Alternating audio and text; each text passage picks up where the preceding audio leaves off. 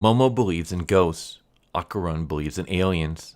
Convince each other of what the other denies, they each head to a spot famous for UFO sightings and a paranormal hotspot. Welcome to the world of Dandadan. Episode 1 came out today, a couple days by the time this video gets out, but this is a series I've been waiting for a long time. I'm a huge fan of the manga. I actually have a video on this channel you can check out that will go into more details of the manga and the story and stuff. It's called The Greatest Shounen Series Ever Made, and I kind of still stand by that title. Dandadan's one of the best shounen series I've ever read. I am all cut up with the chapters, and there has not been one chapter that I have disliked. Like, the weakest chapter in Dandadan would get an 8 out of 10 from me. That's how great it is. So to hear that it was getting an anime series made me super excited. So I'm really glad to be able to do a video on this. So let's just jump right in. This is episode 1. That's how love starts, you know. And we start off with our main character, Momo Ayase. So yes, in Dandadan, even though it is a shonen series, the main character is a chick. Her name is Momo, and she is one of the greatest characters ever. Not just one of the greatest female characters, but one of the greatest fictional characters ever. I absolutely love her. She is amazing. And hopefully this anime will get more than just one season, and you'll get to see how awesome she really is.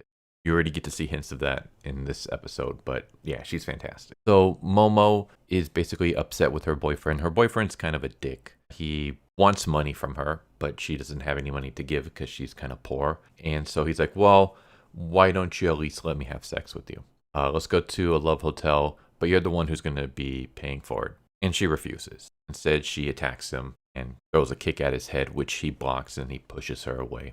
And he walks away, and they've broken up. So Momo is in class with her friends. She's feeling bad for herself that she lost her first boyfriend. Her friends are kind of like, why would you even go out with him? Like, he was a dick. She says that the only reason why is because he resembles the actor Ken Takakura, who is a real life actor. He is kind of known for like playing the bad boy roles, but he's kind of like an old actor. He was popular, I think, in the 90s. But yeah, Momo has like a huge crush on the actor, and her ex-boyfriend kind of resembled him. So that's the only reason why she dated him.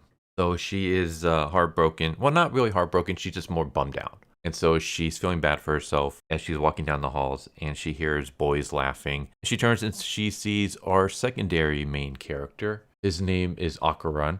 That's not his real name. His real name will get revealed later on. But Okarun is a otaku who is obsessed with UFOs, and he is just chilling in the back reading a UFO magazine as a bunch of bullies start throwing papers at him. And then eventually they get to the point where they're going to put magnets in the paper so that it'll really hurt him when it hits. And Momo sees this, so she takes a seat right in front of him and basically just stares down the bullies. And they back down. And then she just kind of looks at Okarun and then leaves. And Okarun chases after her and basically says, like, I know why you did that for me. Because you're in love, right? And Momo's kind of like confused. And he says, you saw the magazine I was reading, right? You're into aliens and the paranormal and stuff. And he basically just starts going over UFOs and UAPs, which is unidentified aerial phenomenon. And he just starts gushing about all the things within his magazine. Basically, he feels like he found someone else who loves the paranormal and stuff as much as him. So he's just gushing over all this stuff. And eventually Momo snaps at him and basically slaps the magazine out of his hand and tells him that this is why you're alone and you'll never have any friends. And she starts walking away. And she stops, realizes, you know what, that was a really terrible thing to say, buddy. She turns and she notices how bummed out he looks. And so she goes over to him and she picks up the magazine, dusts it off, and she tries to apologize in her own way by saying that she doesn't believe in UFOs or UAPs or anything like that. Instead, she believes in ghosts. And of course, as soon as she says that, Okarun starts laughing. He's like, you know, there's no way that ghosts exist. Everything that people claim to be ghosts or demons can be easily explained away with science. It's the paranormal. And so we just have like a comedic moment where they're just butting heads and just yelling at each other. But it's done in kind of like not a hateful way, but just more of a funny kind of way. Basically, Momo's upset that she was trying to match his conversation topic, and instead he just outright denied the existence of ghosts. She believes he's making fun of her, and she starts ragging on aliens, so he gets upset, and they're just kind of like arguing. We even get to a point where Momo's friends show up and they see them arguing, and she's like, "Oh, looks like Momo moved on to someone else. But why the otaku of all people?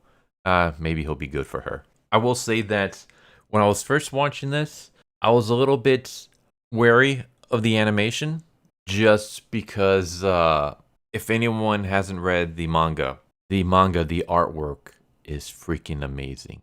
It is like beautifully detailed. And when it comes to the anime, it's like almost going to be impossible to match up the art quality from the manga.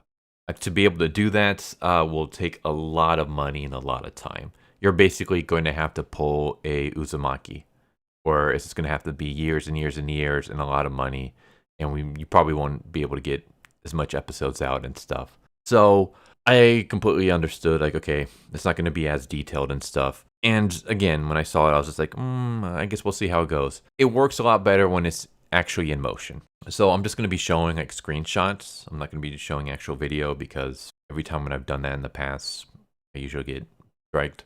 So you're just going to be seeing images. And if the images make you a little bit wary, keep in mind that this looks so much better when it's actually in motion. Like, the animation is awesome. The visuals itself look way better when they're actually moving and in motion. But I love just the facial expressions that they make as they're arguing with each other. And they basically decide to make a deal with each other. And the deal is that Okarun is going to send Momo to a place that is supposed to be very popular with UFOs. And if Momo goes there and she discovers a UFO, then Okarun wins the deal, and Momo has to become his gopher. By that, basically she has to run errands and stuff for him. In return, Okarun has to go to a haunted location, and if he finds a ghost or a demon or anything like that, then Momo wins, and Okarun has to be Momo's gopher. So they both go to separate locations. Momo is in this abandoned building. Meanwhile, Okarun is at this abandoned tunnel. And they both go and investigate the locations.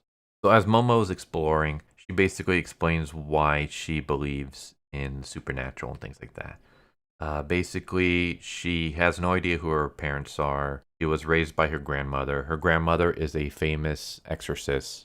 And without too much spoilers, I will say that her grandma is freaking amazing. I think everyone's going to love her once we finally get to see her. Her grandma is an exorcist, and growing up, her grandma had this ritual that she would make Momo do, where Momo would have to have her hands on her head with her finger pointed to the sky as she walks from her house to the school. Basically, that was supposed to like give you good luck and things. But all the other kids made fun of her for that, including the boy that she had a crush on at the time.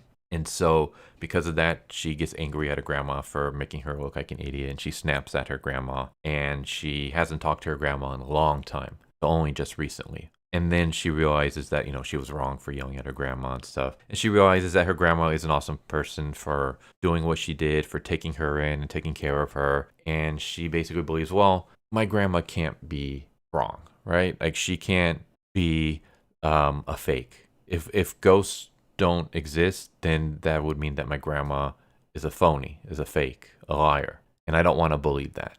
So that's why I believe ghosts exist, even though I've never seen a ghost before. And then she asks Okarun, why do you believe in the paranormal? And he kind of refuses to elaborate at this point in time. And then that's when we come to the moment that might put off a lot of people.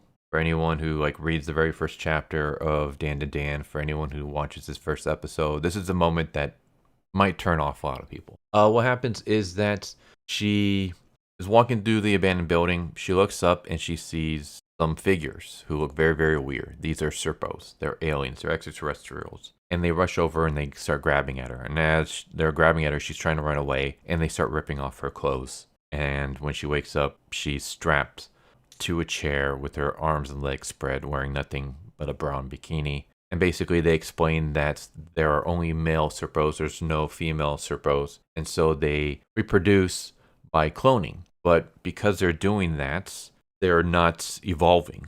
Basically everyone's the same, they're not going to evolve to the next phase. So they're going to kidnap women and, quote, steal their banana. Basically, they're going to force themselves into women, rip out their uterus, take their bananas, quote unquote. So, yeah, I'm pretty sure you can guess where that's going.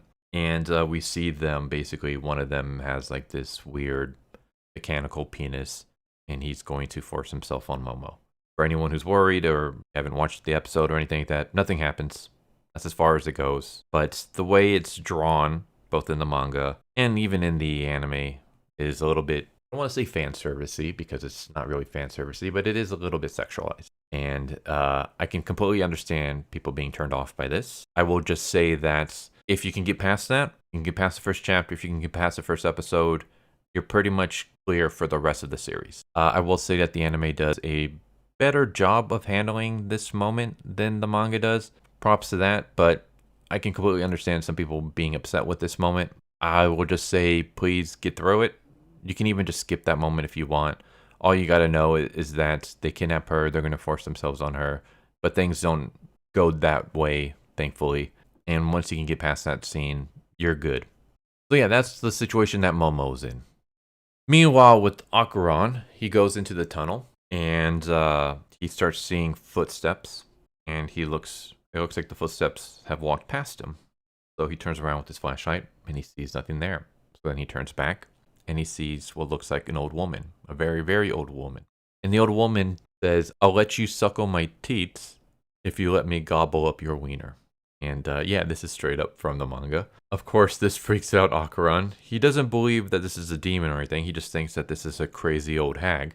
So he starts running. So he tries to run away. As he's running away, Momo is telling him, "Don't run away. That's not a regular woman." According to the net, according to the internet, this is the Turbo Granny. And if she runs past you, you'll get cursed. And of course, we see Turbo Granny running. She's able to catch up to Okarun, and she's about to snatch him. And then that's when we cut back to Momo, and Momo getting kidnapped and all the stuff that I just talked about.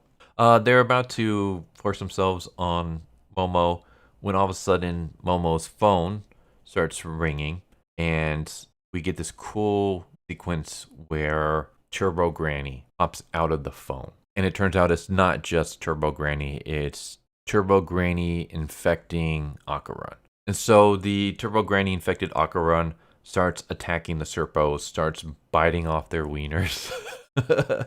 And yeah, it's just beating the crap out of all of them except for one. One of them is able to use their psychic powers to knock Okarun into a wall and keep him there.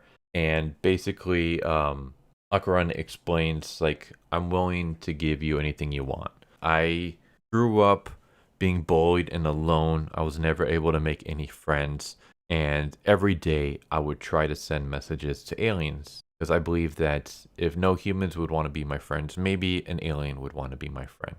So I went up to rooftops every day and sent communication signals, but I never got a response. And no one has ever stood up to me until Momo did earlier today. And now, because of that, I refuse to let you lay a hand on her. I will do everything within my power to save Momo." So that's kind of the reason why he's so into UFOs, is because of the fact that, yeah, he can't communicate with humans. He doesn't have any friends. And so he believes that, well, if I can't befriend humans, maybe I can befriend an alien. That's why he's so gung-ho to meet an alien. But the alien is strong enough to repel Okarun, keep him stuck into the wall. Momo sees all this, and she has like a flashback to the moment where her grandma was telling her about tying up your abs, feel your chi going from your abs up to your head, and then put your hand on your head with your finger up. The ritual. And this was the moment where, as Momo is doing this, she has a flash to her crush making fun of her, and this is when she snaps at her grandma. And so, for some reason, she remembers this. She feels her stomach tighten. She feels the chi. She's able to explode out of her cuffs. She's free, and she has psychic powers. And we see her deliver a kick to the Serpo. It's the same kick that she delivered to her ex-boyfriend, and the Serpo blocks it in the same way that her ex did. But now that she has psychic powers, she's able to strain the kick with her psychic powers, and she kicks the crap out of the Serpo, knocks him into a wall. The UFO that they're on is basically crumbling. We see that the UFO was using some kind of technology to disguise itself as a moon, but now that it's being destroyed, we can see the UFO for what it actually is. And it's starting to crash. Things are starting to like just break down. Eventually, Turbo Granny is able to exit Okarun's body because of Momo. Momo is able to use her psychic powers to expel Turbo Granny from Okarun. And Turbo Granny says that even though you were able to repel me, I have this boy's wiener. So if you want it, you have to come to the tunnel and get it. And then we have like a funny moment where Momo is like yelling at Turbo Granny and pointing to Okarun and says, "Give him back his wiener." And Turbo Granny disappears. And then the spaceship crashes. Momo and Okarun are able to get out. And we just have this funny moment where Momo's like, "I believe in aliens because I was abducted by aliens." And Okarun's like, "I believe in ghosts because I was cursed by ghosts." So it turns out that we were both right. And so they decide, okay, well, what are we going to do now? And so Okarun's like, well, I'm going to head over there. I'm going to head towards the tunnel and I'm going to try to get my wiener back. You don't need to come with me, Momo. Like, I've already gotten you into enough trouble. I'll try to take care of this on my own. And Momo's like, why don't you just ask for help? Like, we're in this together. You wouldn't have been able to have survived without me.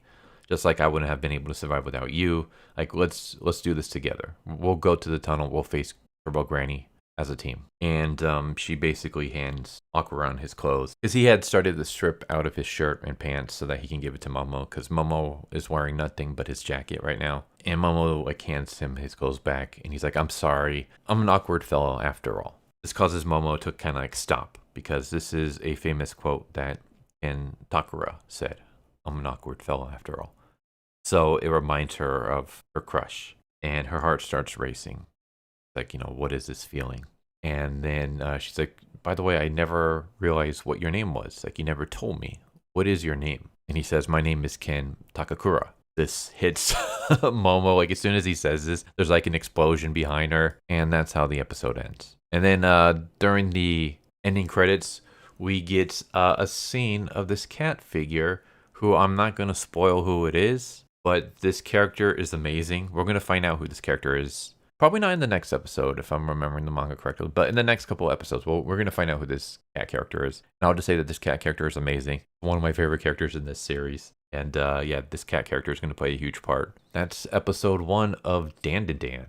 That's how love starts, Awesome episode. I loved it. I thought it did a really good job of adapting the source material. Animations for are really, really good. Again, you're not really going to be able to get it just by looking at the screenshots of this video, but take my word for it. When you actually see the visuals in motion, when you actually see it animated, it's really good. Like, it's very, very fluid and stuff. It's awesome. It really captures the kinetic, fast pace of Dandadan, the weirdness and stuff. I love the coloring that they use, especially for certain scenes. The characters themselves, like the voice acting, I thought was really good. I watched this in the Japanese dub with English subtitles, so I'll probably go over it again and just watch it in English dub just to see how it is. But yeah, when it comes to the review, I'm reviewing it with the Japanese audio. Japanese audio nailed it. Like, the voice actors did a really good job of capturing the characters and their personality and stuff. And this is fantastic. I love this, and I'm glad that we finally get an adaptation for this series. If you want to know a little bit more about the series, like I said before, I have a video on this channel where I went over the manga and I kind of broke it down and stuff. It's called The Greatest Shounen Series Ever Made. If you're watching this on YouTube, I'll have it at the end screen. If you're watching this anywhere else, just type in The Greatest Shounen Series Ever Made under my channel and you'll be able to find it. But yeah, this is fantastic. I highly recommend checking out the manga if you haven't already. If you want to wait until after the anime is done, fine. But at some point, please read the manga. It is fantastic. And thankfully, this series seems like it's going to be doing a very good job of adapting it. Like I said, it's just the one episode, but the one episode really nailed it. So hopefully the rest of the episodes will as well. And there you go. There's Dandadan episode 1. Hope you enjoyed the video. Hope to see you next time. Take care. Later. Thank you for watching my video. I hope you enjoyed it. If you didn't, I still want to thank you for watching it this far. And I hope the next one is more to your liking. With that said, thank you once again, and I hope you guys and gals have a good one. Later.